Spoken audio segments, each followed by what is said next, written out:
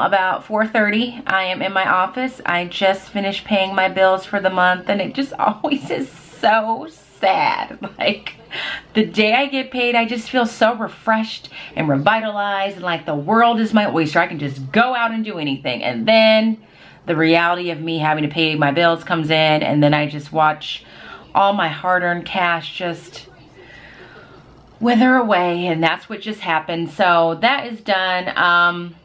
But I am thankful to be able to pay my bills. Let's keep things in proper perspective, Latanya. So I'm going to continue to finish doing my laundry. I'm probably going to go downstairs and cook my Blue Apron meal right now, even though I'm not going to eat it. I just want to get it done early because I have to edit and maybe get some schoolwork done. So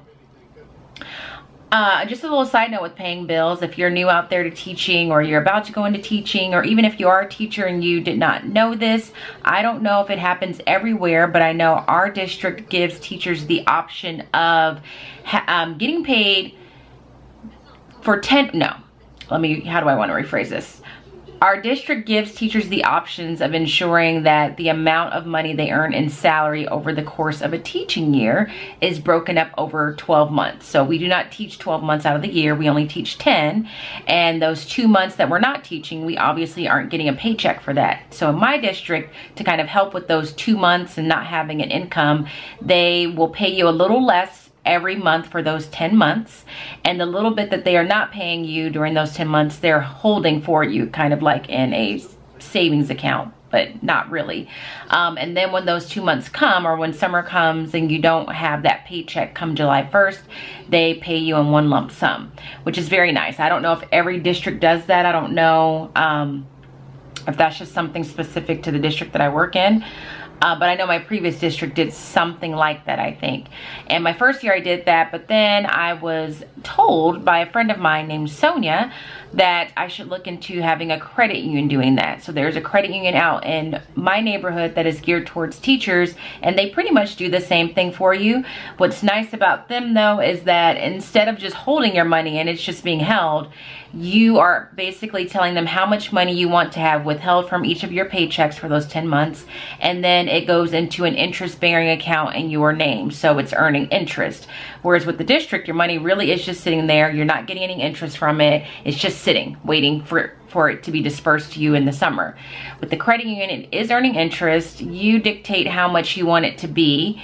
And should you find yourself in some kind of financial emergency during the school year, you do have access to it. You can either go directly to the credit union to get to it, or you have online access to it and you can move it between any other accounts you might have with the credit union. The district doesn't do that. So when I found that out, I switched it over. I know at minimum for me, I earn at least $100 a year in interest by just having my money sit there. So if you're new to teaching, or if you're a current teacher and your district offers something like that, think about choosing a credit union over that. And if your district doesn't offer something like that, check around and see if you guys have some credit unions that are geared towards teachers that may have a similar program. The type of account that I have where that money goes into, they call it a summer savers account. And I know it's, you know, it's a fairly common thing. So that's how I survive during the summer, because some people ask, well, what do you do in the summer when you don't get paid? And I'm basically paying myself from money that I earned earlier in the school year. So let me get downstairs, put another load of laundry in the washing machine, and make my Blue Apron meal. I will try and film some of it.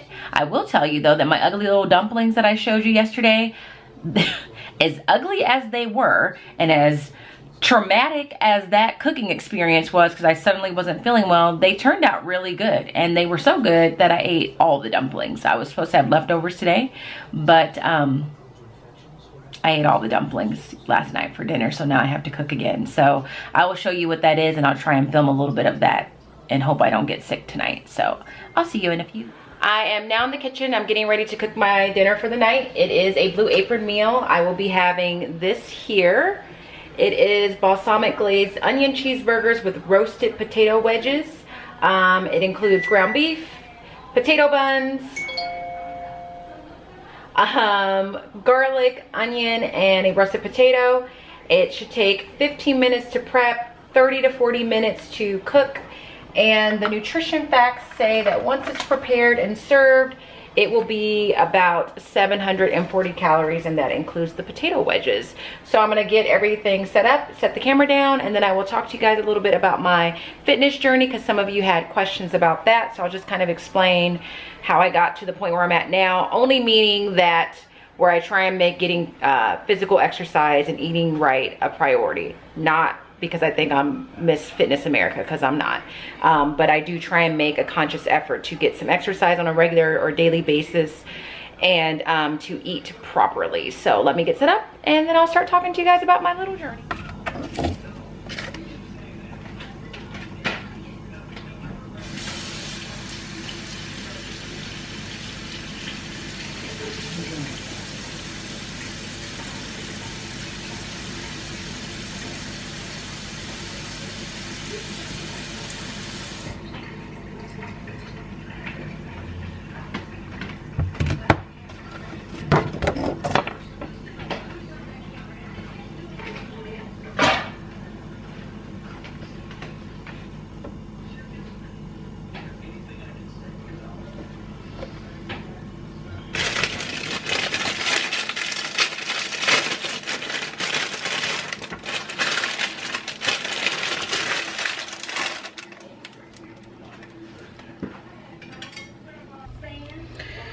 All right, so let's talk about my quote-unquote fitness journey. So I believe I decided to start losing weight probably at least 5 years or so ago, and it all came from this hike I went on with my friends one summer day. We went on a hike. I had never really been on a real hike, and this was kind of a real all-day hike. And I was able to keep up. That was not the issue at all. But one of my friends took pictures, and then she uploaded them onto Facebook. And I just remember seeing myself in the pictures and not recognizing myself. I think up until that point, I didn't really realize what I looked like in terms of my weight. And so it was kind of startling. And mind you, I was exercising, I think, somewhat regularly at that point. Probably not as regularly as I exercise now, but I was exercising. And it was just kind of like that. Those photos were really just like a reality check. So after I saw those, I said, okay, we got to do something.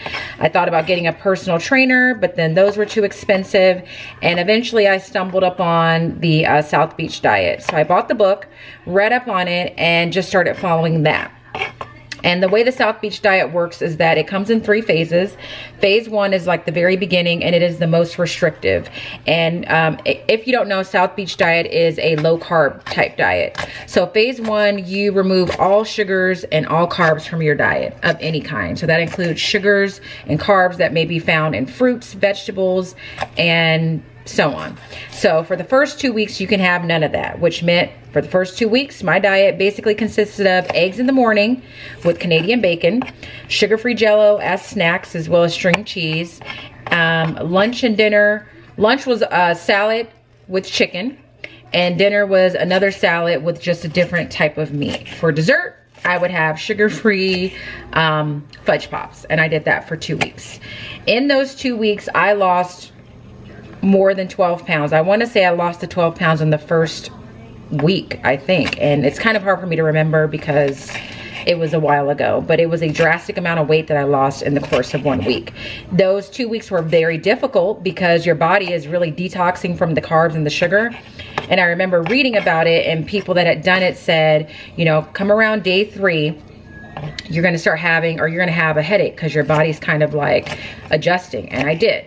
I had a headache. I do remember being a little dizzy because my body was just going through it. And then after the 2 weeks, I kept going because I was seeing progress, and I moved on to phase 2. And in phase 2, you get to have carbs, but you're still really monitoring what type of carbs. So, you know, brown rice, things like that, wheat bread. You're still really aware of how much carb and sugar you're having, but you're not completely restricted from it. I'm telling you, when phase 2 started, I had never been so excited to eat an apple. I was just so excited for basic things that I was not able to have in that first phase. And then I stayed on that for a long time. You're gonna be in phase 2 for the longest because that's the phase you're using to get to your goal weight. So I eventually got to that goal weight, and then you move on to phase 3. And phase 3 is just kind of maintaining phase 2, but you may have a little bit more leeway or flexibility, or you may not be as rigid with your diet. So when I started, again, this was a while ago, I believe that I was at 187 when I started. And by the end of it, I had gotten down to like 145, 150. There have been times where I've been down as low as 138. And I will say, when I was at that weight, people were getting a little concerned. They thought I was not well. And so since then, I have always hovered somewhere in that I'm gonna say it's always somewhere between 150, 160 range. And it really just depends on what's going on in my life and how stressed I am. What I liked about the South Beach diet is what it taught me is that you can't just exercise and then eat whatever you want. You can't exercise and go really hard at the gym and then come home and completely undo it by what you're putting in your mouth. So I've heard this little statistic, which I believe is true, that your weight is really kind of a 60-40, 60% exercise, 40% what you eat. And I do believe that. So since then, I made the commitment to go to the gym 5 days a week, which typically means I'm going Monday through Friday because I'm gonna wake up early and I'd rather just get up and go. Usually if I skip a day during the week, I try and make it up during the weekend. This year I haven't been as good about that because it's just been a rough year. And when I go to the gym, I'm really gonna go and I'm gonna work hard. So I don't believe in going to the gym if I'm just gonna have a leisurely walk on the treadmill. If I'm gonna go to the gym, I need to be sweating hard, I need to be breathing hard, I need to be very clear that I've worked out.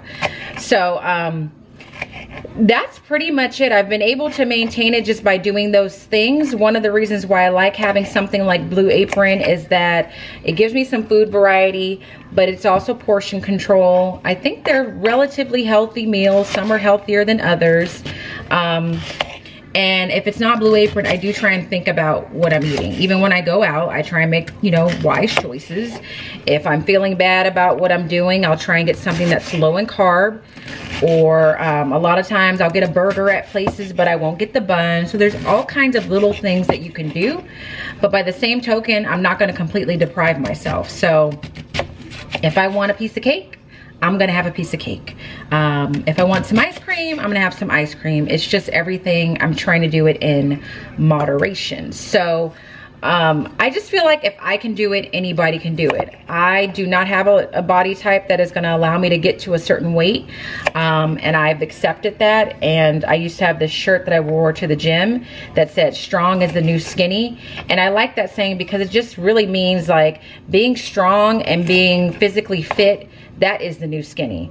It should not so much be about the number on the scale as it is about how you feel on the inside, what your body is now able to do. So even when I was doing the South Beach diet, I only weighed myself once a week just because I had to keep record of how I was doing. And I only did it on Fridays. And I played little mind games with myself when it came to weighing myself. I had to be completely naked. Sorry if that's too much information. I would not weigh myself just before I was going to get my period because I thought, well, I don't know if I'm retaining water. And if you're a guy out there, I'm sorry if that was too much information. But I don't believe in weighing myself every day because that's nerve-wracking and it's unnecessary. And that's really it. I try and look at it as you deserve to treat yourself well. You deserve to treat your body right by giving it proper exercise and proper nutrition. And I really just want to live the longest life and healthiest life I can. So that's my fitness journey. And I have my days where I feel not so great in my own skin. And even now I'd like to lose a little bit of weight. I'd like to get closer to the low end of my weight than what I am now. But I also know that the number is just a number. When I go to the gym and I'm able to do a spin class or run or stay on the stair mill, I know that my body is healthy and that's all that matters. So, you know, just step one is just deciding to do it. It is a conscious choice. You have to decide to sacrifice some sleep time or some free time to go to the gym. You have to decide to maybe forego having that cookie in the staff lounge. And you may have friends that'll be like, come on, live a little, but you know, you're doing it for yourself. And on those mornings when I feel like I do not want to go to the gym, I hate going to the gym, and I'd like to make that publicly known. I do not enjoy exercise. I don't like the gym, but I dislike feeling unhealthy more than I dislike going to the gym. And that is what gets me to the gym on those days where I just can't even stand it anymore. So that's my little journey. If you guys have any other questions that I didn't answer or any other aspects that you want me to talk about that I didn't address, feel free to ask in the comments below. Other than that, I'm gonna continue to cook this dinner. And